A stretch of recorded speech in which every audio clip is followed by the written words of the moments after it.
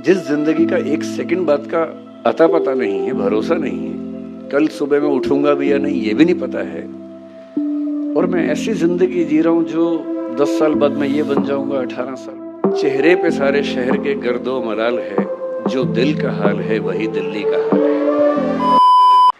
पश्चिम में एक प्रसिद्ध दार्शनिक हुए थे, मुझे सूरज जी ने कहा कि 1.5 घंटा मुझे बोलना है, तो मैं बड़ा फुर्सत के मूड में हूँ। अगर आप लोग लगे कि कम बोल रहे तो आप इशारा कर दीजिएगा, मैं चुप हो जाऊंगा बीच में ही, नहीं तो मैं तो ज्यादा बोलने का अभ्यस्त हूं ही, कम बोलना मुश्किल लगता है मुझे।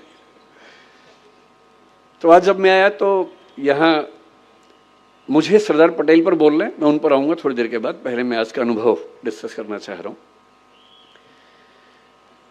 तो जैसे ही कार आश्रम के अंदर घुसी तो जिसको बोलते हैं आजकल मनोविज्ञान के बच्चे की वाइब्स आती हैं, जो जेन जी है, आज की जनरेशन है, उसकी भाषा में वाइब्स आती है।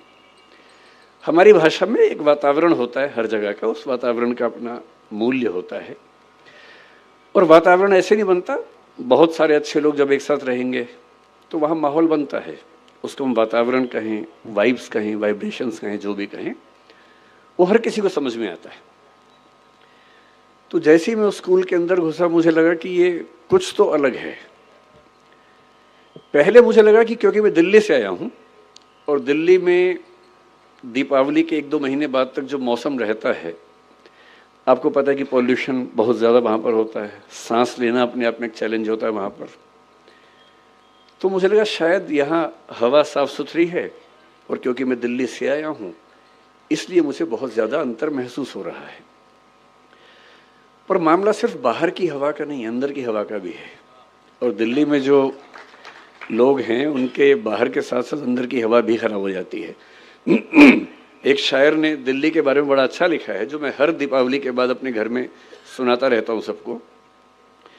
चेहरे पे सारे शहर के गर्द और मलाल है। गर्द का मतलब है धूल, मिट्टी, और मलाल मतलब दुख, पीड़ा, वेदना, बेचैनी, परेशानी। तो चेहरे पे सारे शहर के गर्द और मलाल है, दुख है और धूल मिट्टी है। कितना सुंदर कहा। चेहरे पे सारे शहर के गर्दो मलाल है, जो दिल का हाल है वही दिल्ली का हाल है।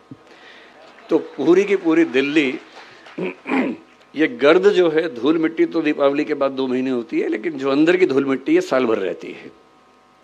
और मैं थोड़ा पढ़ लिख गया हूँ, ज्ञान की बातें कर लेता हूँ, लेकिन धूल मिट्टी तो मेरे अंदर भी उतनी ही है जितनी बाकी लोगों में होती है।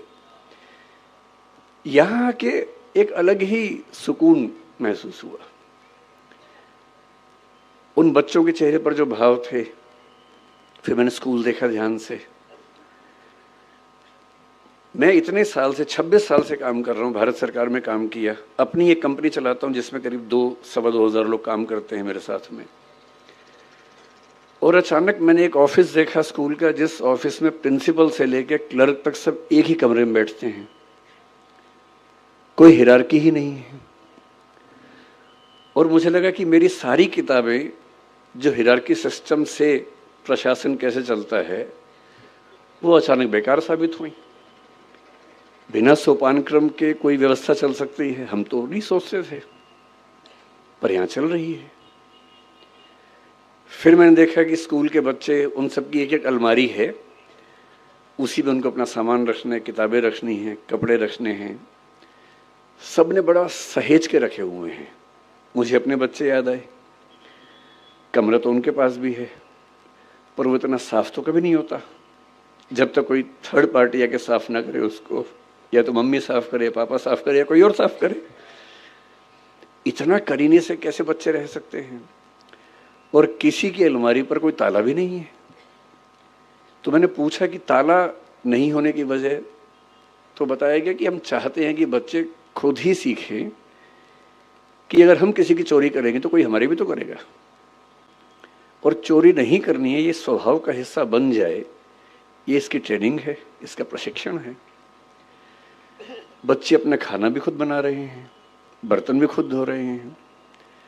10वीं के बच्चे दिल्ली में ये कह के आतंक मचाए रखते हैं कि मेरा 10वीं का एग्ज़ाम है, तो ना मैं खाना तो खैर बनाने का सवाल ही पैदा नहीं होता है, बर्तन धोने का तो मसला ही नहीं है उनके सामने, उनसे तो आप ये भी कहें कि एक गिलास पानी ला के तो 10वीं का एग्ज़ाम बीच में आ जाता है।